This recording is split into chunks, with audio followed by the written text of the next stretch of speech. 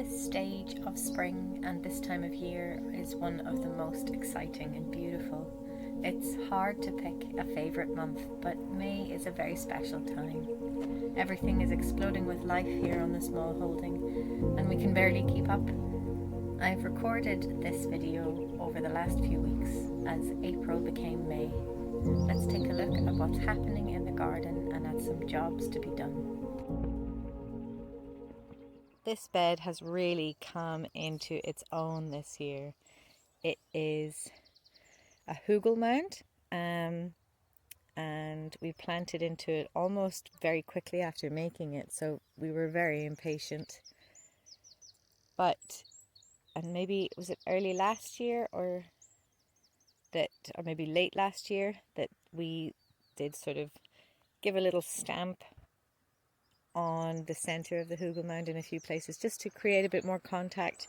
Sometimes with a hugel, because you've got so much woody material, branches and logs in the center, there can be sort of air pockets, which can mean that the soil that you're planting into on the top dries out really quickly. So we just jumped on this hugel in a couple of spots just to create some contact, and that seems to have totally helped, and it is filled out with complexity now. Everything's really taken root. So I don't even know where to begin. We've got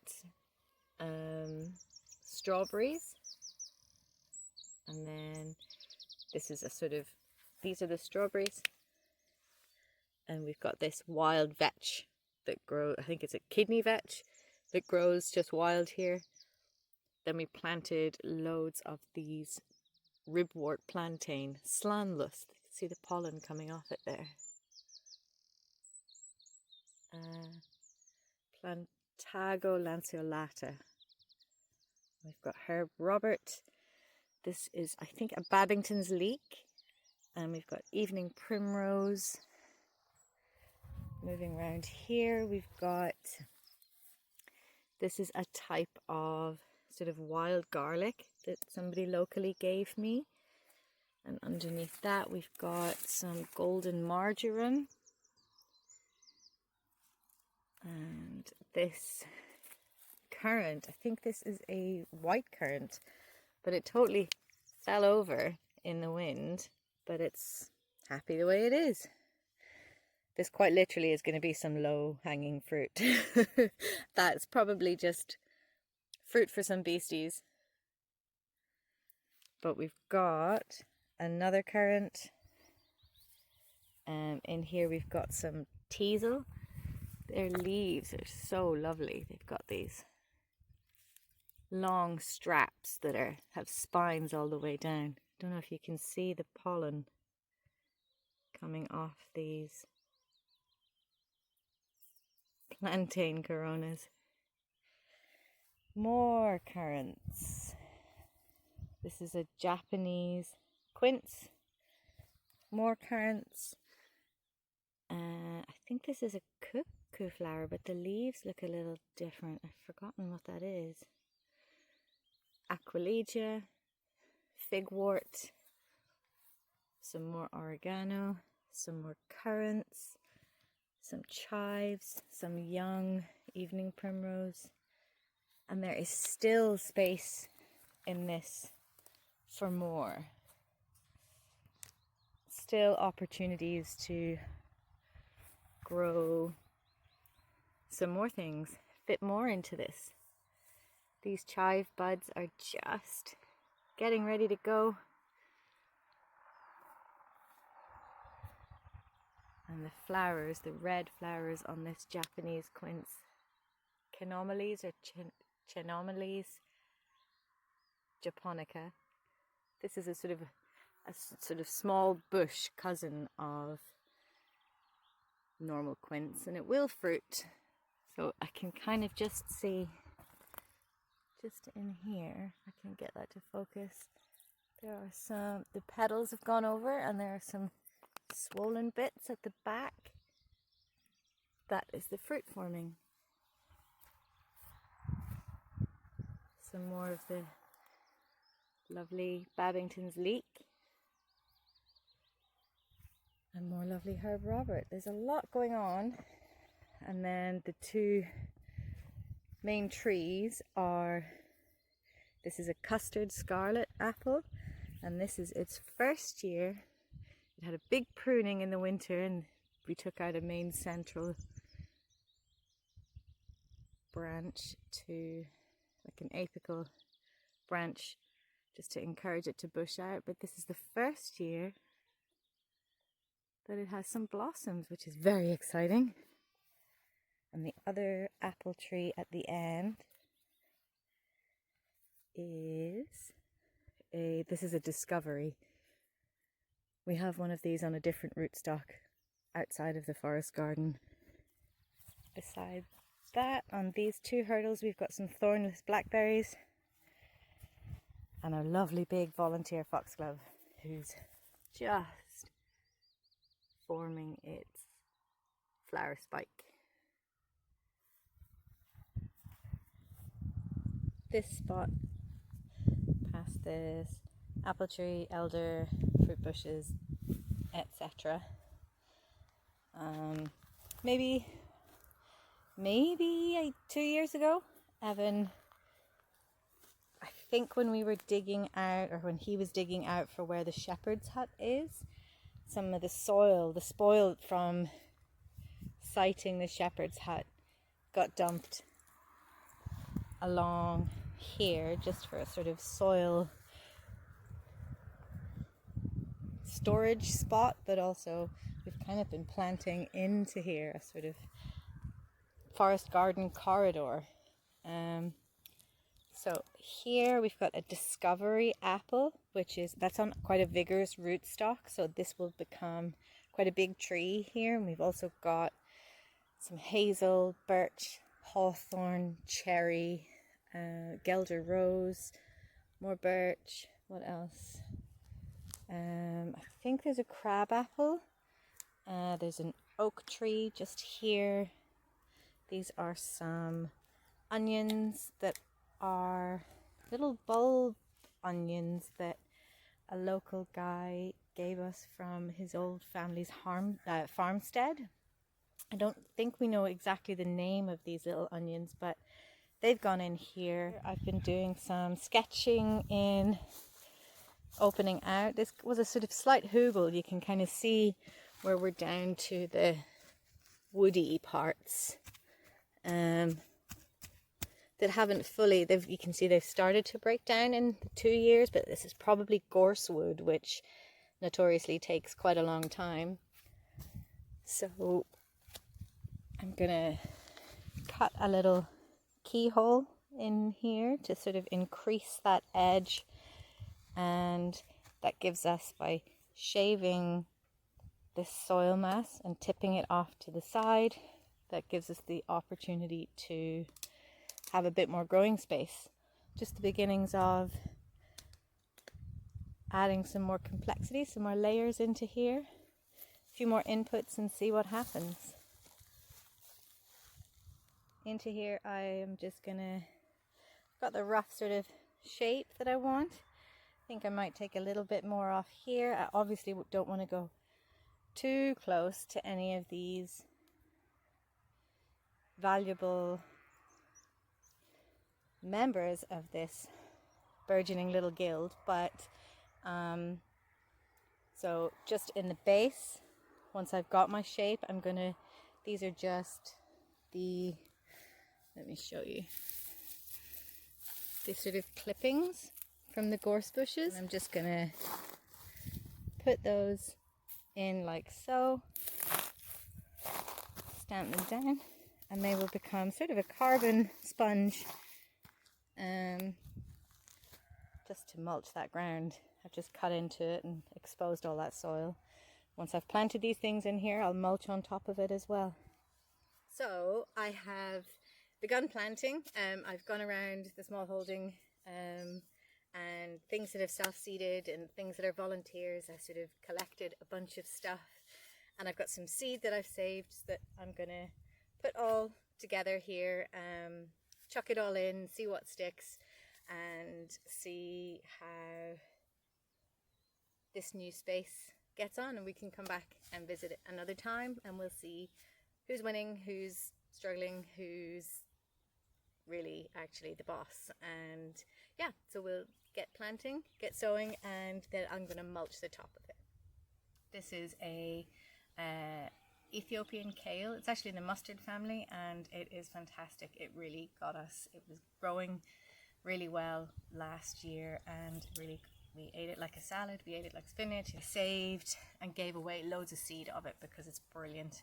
So I'm gonna pop this in here, and then we'll just hopefully continue that cycle of it going to seed and self-seeding itself, because it's a really good leafy green to have.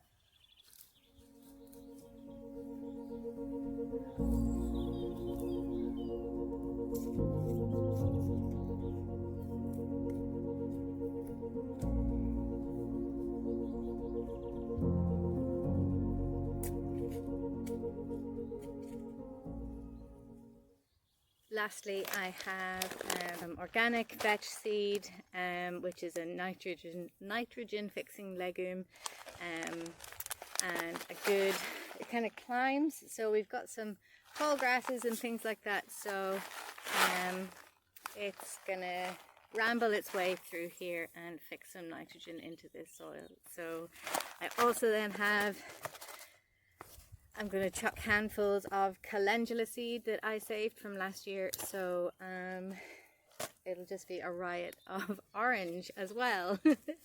So I'm going to do those and then mulch the top. I think I've already said in previous videos how heavy-handed I am with seeds. It is what it is.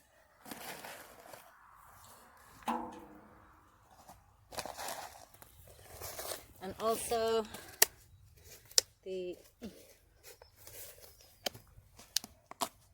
calendula.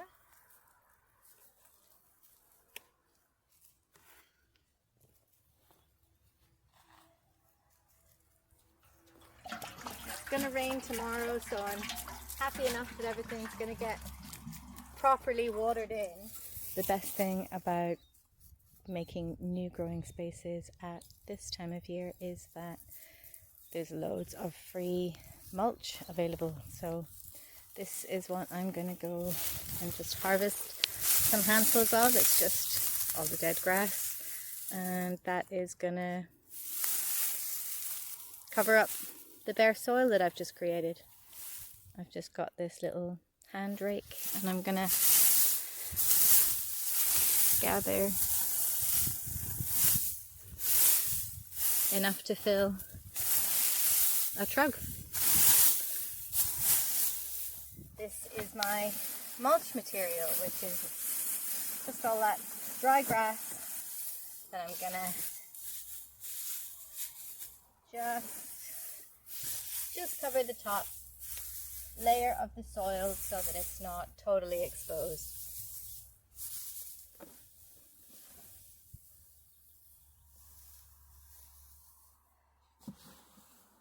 Might be a bit hard to see, but that's it.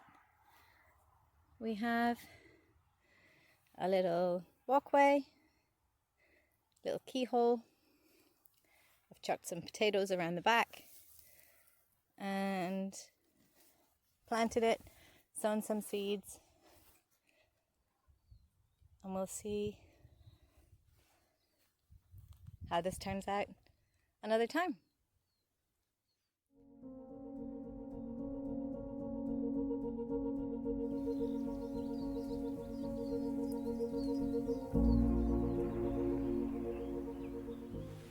After over a week of no rain, the heavens absolutely opened in the early hours of this morning, which is great because everything could really do with a proper drink. But woo, it is wet. Our rainwater harvesting tanks that are over there, are leaking, so we've got to unplug them. So I'm using this very dodgy solution to just catch some water. So these are some scraps of tin, corrugated metal, and they are sitting in a gutter, which is draining on a slope down into this little bucket. So I think it's supposed to really rain for the next day. So I'm hopeful that catching this and also just some buckets out will mean that I really up our water catchment ability, because it's really useful to have that right by the tunnel. It's so wet. I'm going in. After a full day and night's rain, I caught enough water to water everything in the tunnel, and I still had this much left. Hooray for rain!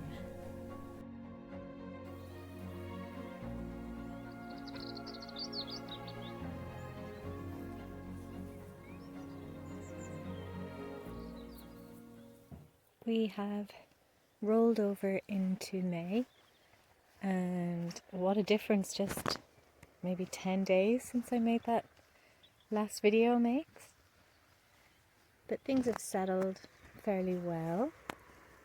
You can see the vetch seeds that I sowed have sprouted. The calendula have settled in. And over here there are some more vetch seedlings, and the strawberries are flowering. There's been a little bit of munching going on the Ethiopian kale, but apart from that, everything else has settled fairly well. And there are vetch seedlings coming up all over the place, which is really lovely.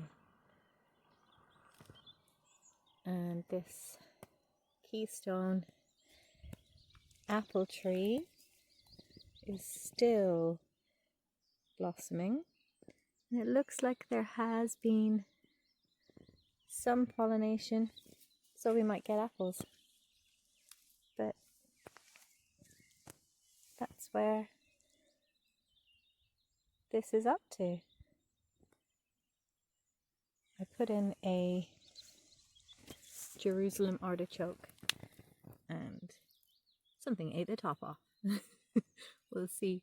It might survive, but it kind of is survival of the fittest.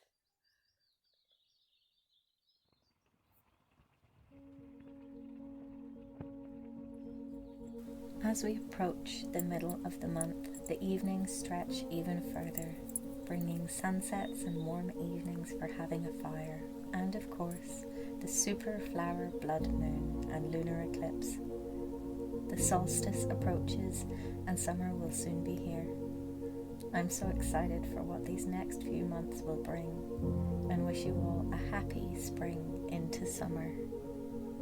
Ihoai. Good night.